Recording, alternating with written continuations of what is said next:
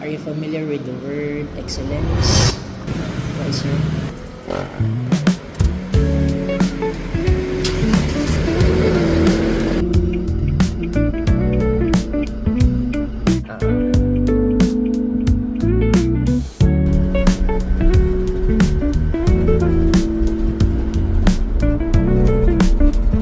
wisdom, guidance. Kaya po laging manalangin po natin.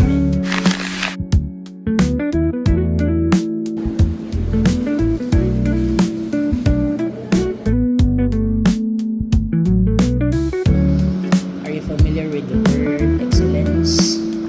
What is your name? Siya, you have defined the word excellence right. And I know your family and friends are proud of you right now, and I believe you've been through a lot. So congratulations.